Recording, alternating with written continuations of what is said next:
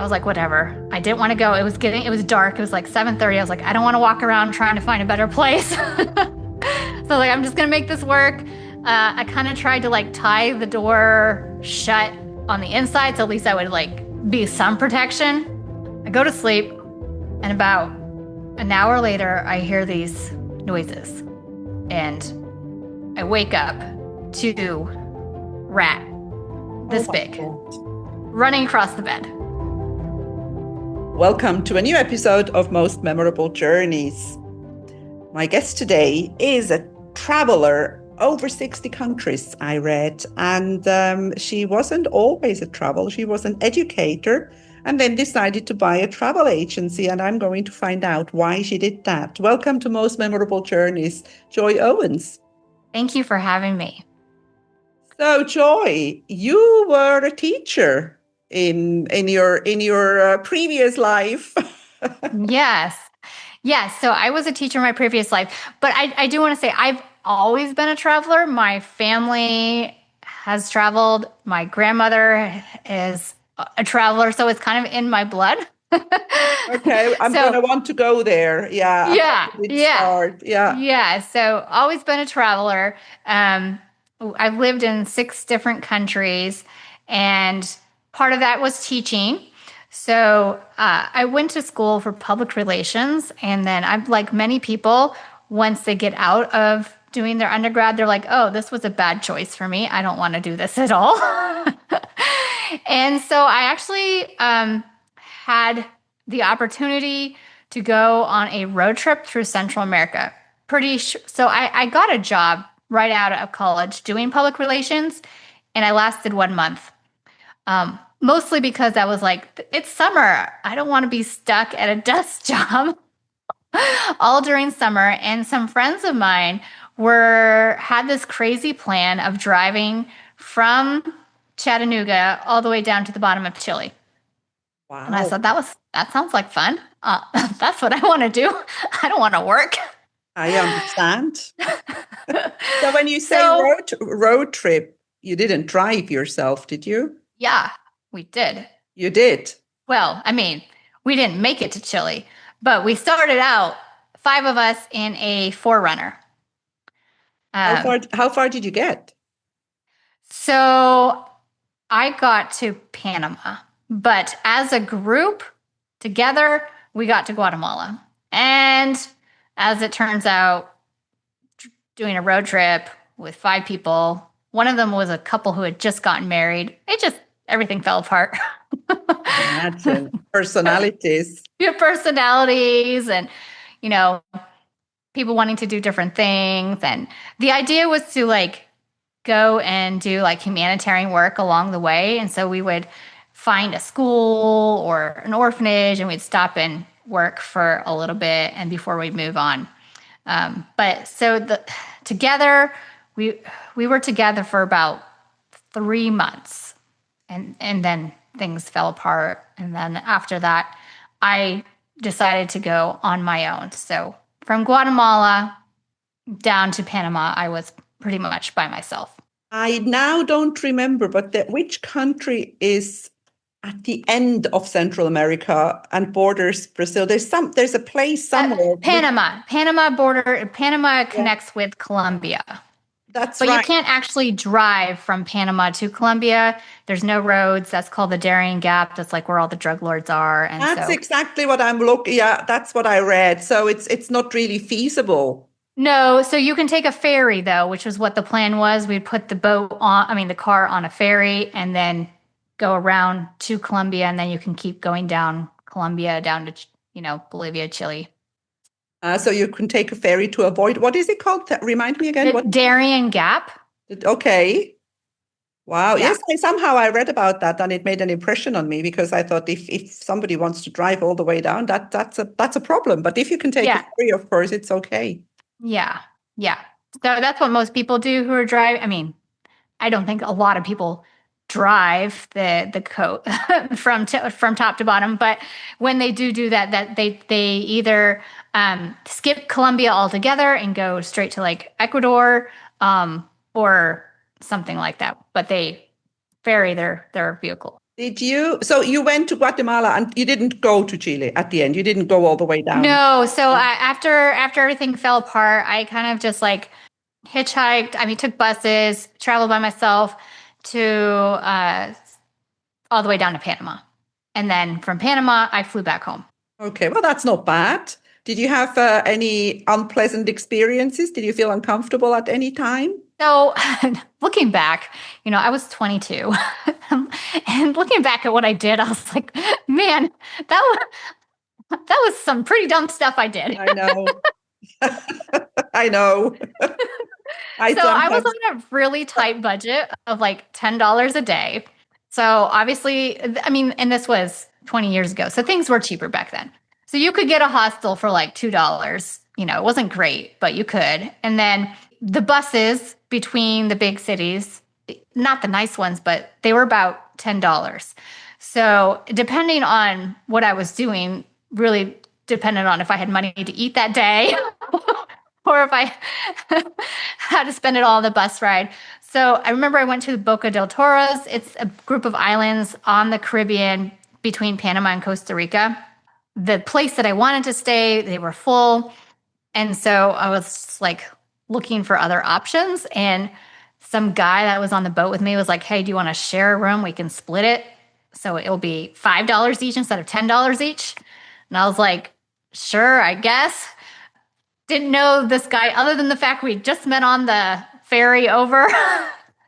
um, and then like the room that we did share, I had two separate beds, but there was no door on the bathroom. So yeah, so that was a kind of an uncomfortable experience, but not my worst experience in Panama, because from there I went to Panama City, and the place that I chose to stay the first night, I was very tired. I had barely eaten because I had spent my $10 on the bus ride.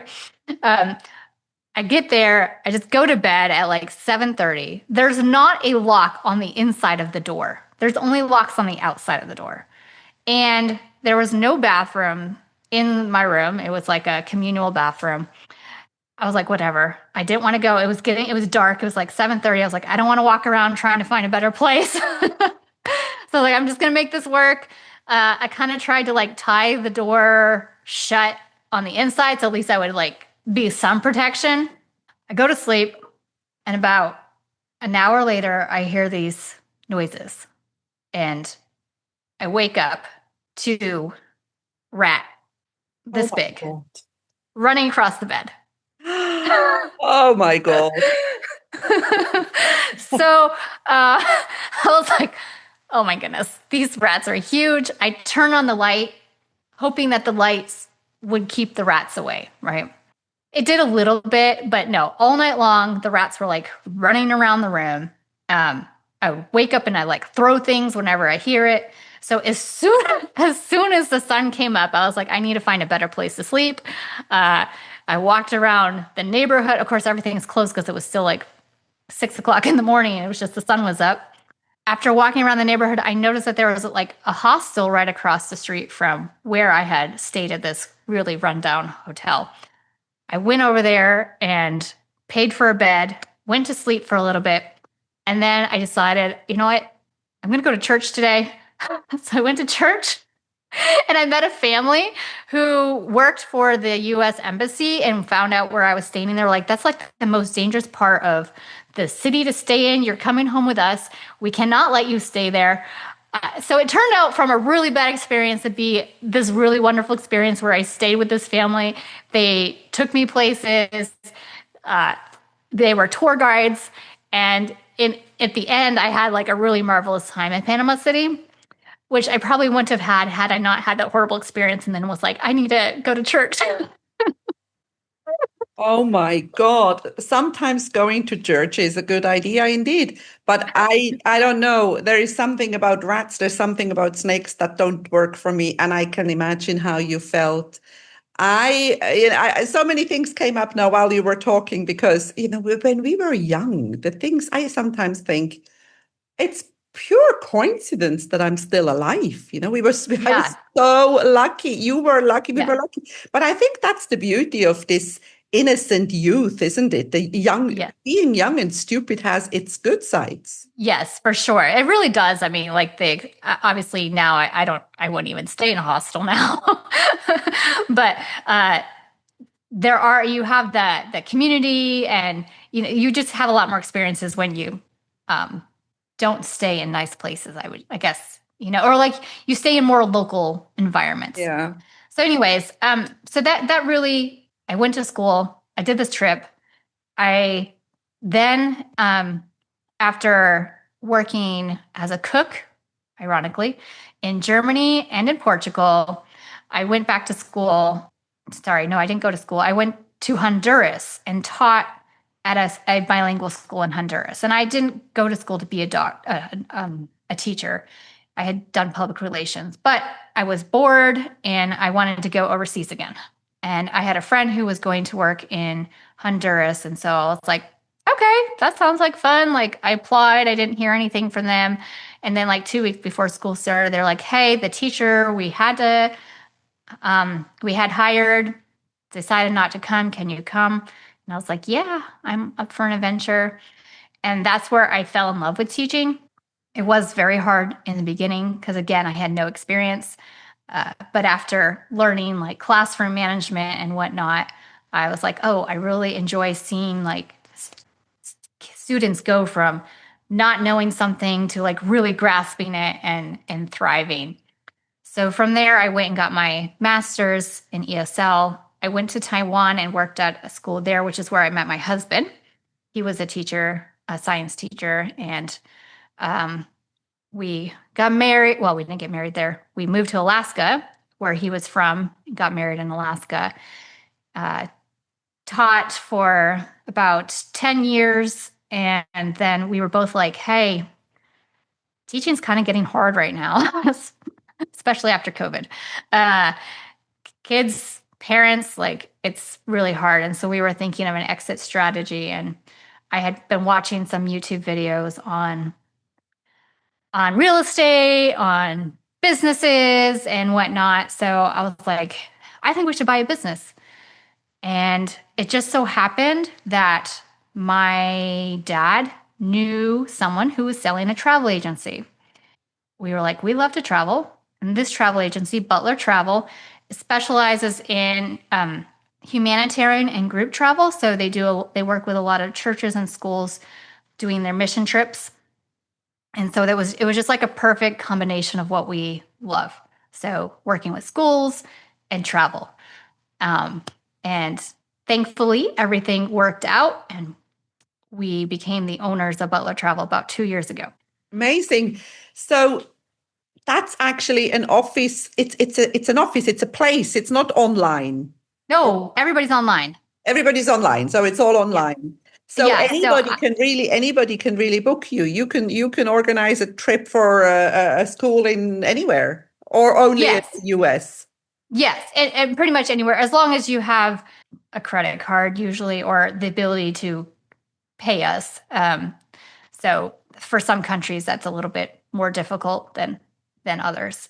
But yes, we have worked with people from Australia, mostly the United States, but we have worked with people from other countries as well. We all who work in the company live in different places. And my manager, he tends to be in a different place every month.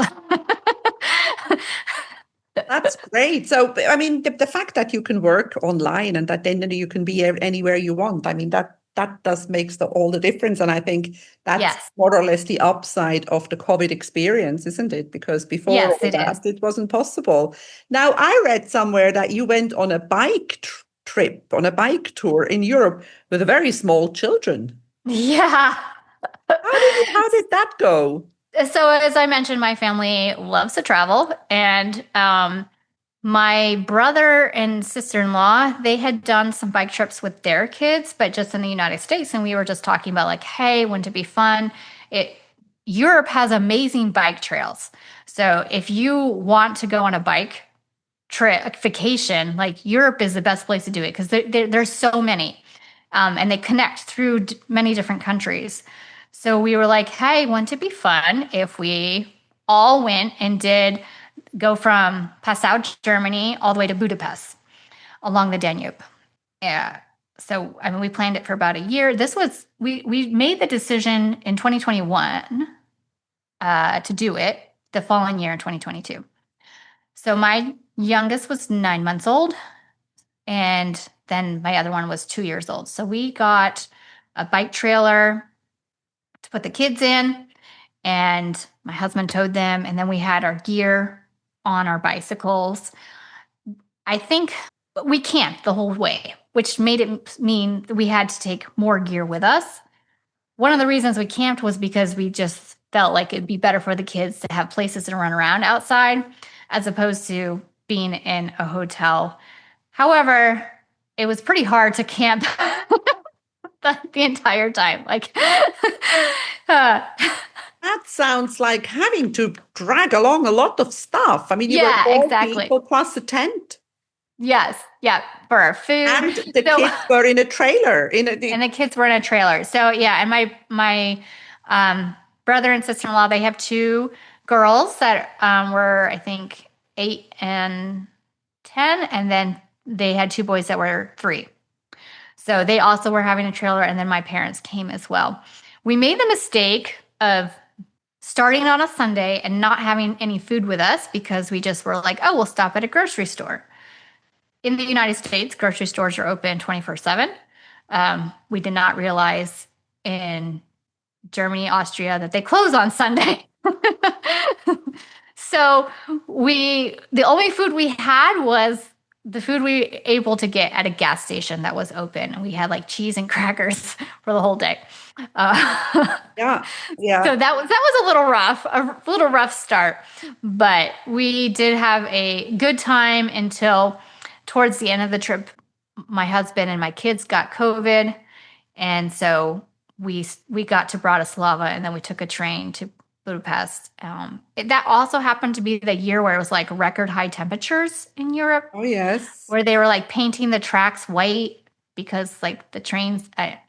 Um, so my sister-in-law and my mom and those kids, they also decided to take a train because they didn't want to bike when it was so hot. And so it ended up being that my dad and my brother are the only ones that finished the trip.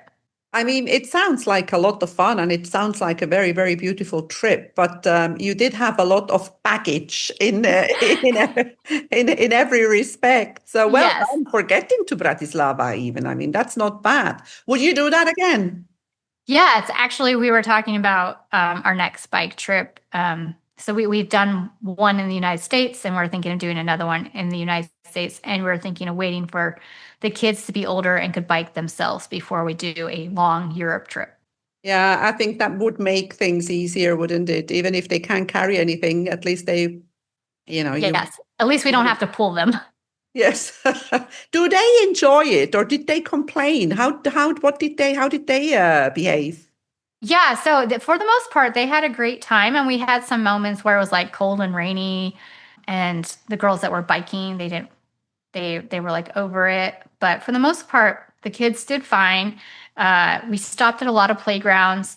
Honestly, we didn't see many historical sites because we went to one, and then the kids were like throwing rocks into the fountain, and then we got yelled at. so, so we stuck to playgrounds. So Yeah, I yeah, think yeah, makes more sense. I don't think kids enjoy historical sites very much. It has no, to they be don't. something really sensational. Generally, they're not very interested in old rocks. Now, No, no. when you're talking about your travel agency, you're saying schools or this kind or organizations or church organizations. Where do they go? Is there something that sticks out? Is there a place where many people go, or do they just go anywhere? What's the most popular trip that you organize? So, uh, so we work for some pretty big organization. We work with some pretty big organizations like a hospital called Loma Linda Hospital and University, and they're usually going to Malawi or Kenya or Nepal. A lot of schools that are going for their mission trip during spring break, they're going to either Dominican Republic or Peru. Those seem to be really big. We do have a couple schools this year that they're doing study tours and they're going to Europe. So study tours are usually to Europe, and mission trips are usually to Dominican Republic or Peru for some reason. Yeah, and these mission trips are like voluntary work. Yes, yeah. So usually they're going and doing like well with Loma Linda University, they're going and working at a hospital, usually doing some teaching because they're all doctors. But the high schools, they're probably doing some sort of VBS, Vacation Bible School, or um, like helping build a school or paint a Yeah, school yeah, or something like that. yeah. But you also organize individual trips. Like if somebody who is listening to us now Correct. and they say, "Oh, I like this lady. I want to go, I want to ask her if you would do that. Like just for two Yes, for sure. people." Yes, yes. So it's called like a FIT, so custom package vacation packages if you would like. We so we also organize like if you as a family wanted to take a vacation like a cruise or something like that, we are able to organize all that. I have a really great agent who's very good at doing the custom vacation packages. Um, and of course, since I used to live in Zambia, I grew up there and went to high school in Kenya. We, Africa is like a pretty big specialty that we have. And so if anyone's listening who wants to go on a safari and wants insider information, let me know. Definitely can hook you up. There's something special about Africa, isn't there? Yes, for sure. It Yeah. Have you captures your. been? Yes, I have. I've been a few times, but I was recently this year in Kenya and Tanzania on a safari, on an ordinary Nice. safari. But Yeah. I have been to so many places and I've done so many things, but it was just so epic. It was just Yeah. beautiful. Yeah. It's just not very many places where you can just like do the luxury camping or even if it's not luxury, but being and seeing the animals wild and the people honestly are really friendly for They the most are part. Like Kenya they're just and Tanzania. yeah, It captures really your heart. It's really beautiful. friendly, loving people. So you mentioned growing up in Zambia. Why did you grow up in Zambia? Yeah, so yeah, like I said, lots of travel in my family. So my parents decided that they wanted to give their children a different experience growing up than just growing up in the United States. And so we moved to Zambia when I was 13. My dad took a position at a mission place, compound, I mean, farm. It was a farm, and they had a school on it as well. So it's called Riverside Farms in Kafue, Zambia. It's a really beautiful place. It has an escarpment that I used to climb every single day to look out over the Zambezi River and watch the sunset. Yeah, so we moved there when I was 13, and it did give me a different experience than growing up as a teenager in the United States. But 13 is a difficult age, isn't it? Oh, Didn't you feel bad about leaving your friends behind? oh, very bad. I think I didn't talk to my parents for about 6 months. Yeah, but you got over it. You're still around. Yeah. Yeah. I mean, I think what helped was that one of the other missionary families there had a boy there my age, and I developed a crush on him. And then, That helps, you doesn't it? That know, always that always helps. but And I was pretty mad. But I can ironically, imagine. my parents moved back to the United States when my youngest brother was 13, and he was also very mad about coming this direction. It is a difficult time to move. Yeah, I think, as long as they are small, they're under 10, they're kind of easier to convince. But I think teenagers, those are quite difficult years to. But I think it's very, very good for for its character building and also, Yeah. being exposed. It's really, really taking you out of your comfort zone and making you that changes everything. Yes, it does for sure. Yeah. So if we, 60 countries, 60 plus, is there anything that sticks out? Because it's podcast is called Most Memorable Journeys. Is there a most memorable journey in your life, or is it difficult to say? Oh, there's so many, right? So yeah, I was trying to like narrow down.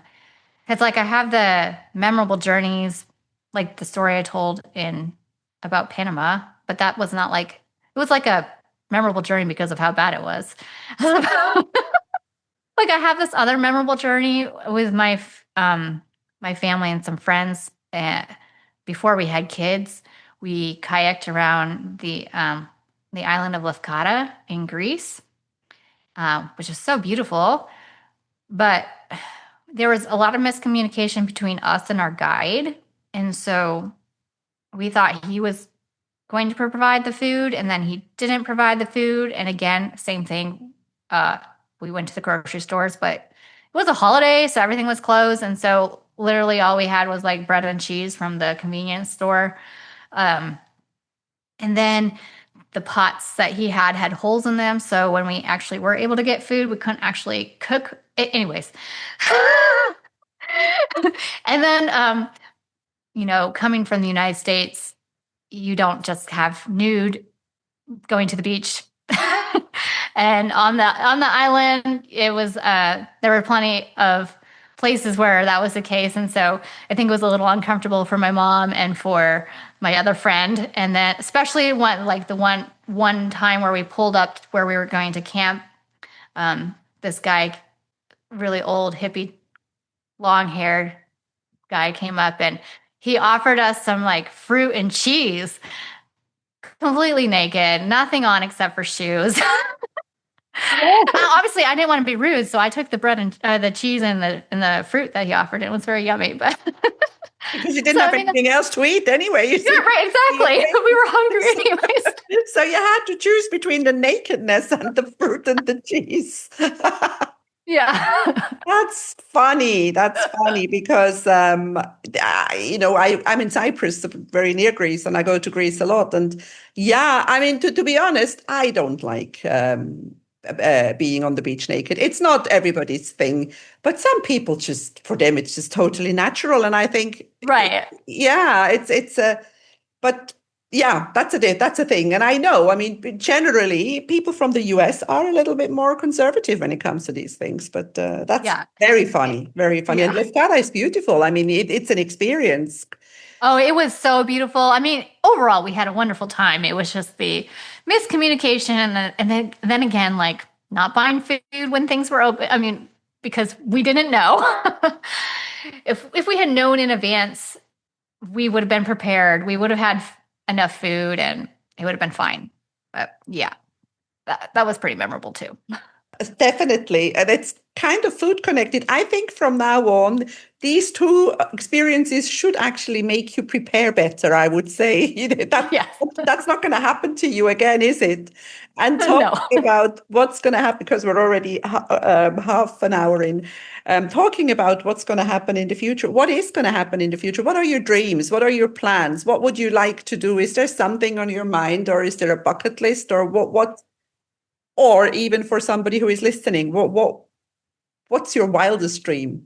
Oh man. So, now that I'm in own a travel agency, part of being a travel agent, I learn more about different places, and so more things get added to my bucket list and get taken off the bucket list because I've been there. So the bucket list is pretty long. However, my grandmother, who is 97, we sent her to Antarctica last year. So she wrote a memoir, and in her memoir, she was like talking about all her travels and she'd been to all the continents, but she didn't go to Antarctica. And so my brother was like, "Hey, I'll pay for you to go to Antarctica if my parents will go with her, to keep her safe." I was able to get them like almost a 50% discount because it was like a last minute tour on Silver Sea. So they had this luxury cruise flying experience. And now my grandma's the oldest person to have gone to Antarctica. Uh, and Wow, yeah, 97. she was 96 at the time. She Okay, just well, turned 97. the big difference. No, but come on, this is fantastic because it's so funny because I had this conversation with my daughter. I drove my daughter to the airport this morning because I'm turning 65, and I said to her, in 25 years. We were talking about something that she wants to do in 25 years. Mhm. And I said, well, you're going to do that on your own because I won't be around. And she said, of course you will. I said, well, in 25 years, I'm going to be 90. Well, if your grandmother can go to Antarctica at 97, I can go too. Yeah, yes, you're right. You can. You're never too old. I mean, they had a lovely time. And the pictures that they came back showing, I was like, all right, well, this is definitely on my dream list for uh, down the road. My husband would like us to take the kids. So we've got about like 6 more years to save our money It's before expensive, isn't they're it? old enough. It's an It's expensive very tour. expensive. Yes, yes, It is but it's expensive. quite unique. Yeah, it is. So that's definitely on my list. Another thing, our next big trip that we're doing though is we are going to be in Europe next summer for the solar eclipse. We're actually doing the cruise that goes from Barcelona over to Rome. That is in the middle of the Mediterranean for when the solar eclipse happens. But before that, because I was like, I've already been to Spain and I've already been to Italy. I've been to everything that we're going to see. It's like we need to add something new. So we're going to Morocco beforehand. Uh, So that Morocco's been on my list for quite a while. So I'm pretty excited about doing Fantastic. that. Yeah, Yeah. that's North Africa generally, but especially Morocco is beautiful and fascinating, and in Africa, it's even though it's North Africa, but it's still on the African continent, and I think there's just something about that African continent. Now we're coming to the end, but you mentioned before that if somebody books with you through this podcast, they can get a special price. Yeah. So um, for any listeners who, whether you're wanting to plan a group trip or if you just want help with planning your own vacation or flight someplace, we are offering any listeners a 10% discount off our fees. So you just need to use Journeys 10. Let us know that discount code, and we will give you 10% off our fees for whether you're planning a vacation or whether you just need help with airplane tickets. Amazing. Now, I will put all this in the show Mhm. notes. I will put your website in the show notes Yeah, and yeah. that discount code, and people can get in touch with you if they want to Yeah. do So something. so you can either go to our website, which is butlertravel.com, and hit on the book now form, fill out the form, or you can just send us an email at info@butlertravel.com. So either one works. And we'd be more than happy to help you plan your next vacation or trip. Fantastic. Well, I have really enjoyed this. I think we have a lot in common because I did a lot of silly things at the age when you were in Central America. So I think it's so amazing to be able to look back and laugh about it. And It is. and also I think it's just okay to be a little lucky. We have a good guardian angel. Yes. Yes, I believe so. So thank you so much for being on Most Memorable Journeys today, Joy Thank you Owens. for Thank having you. me. If you enjoy my podcast, please like, share, and subscribe to my channel. You will find all the information in the show notes.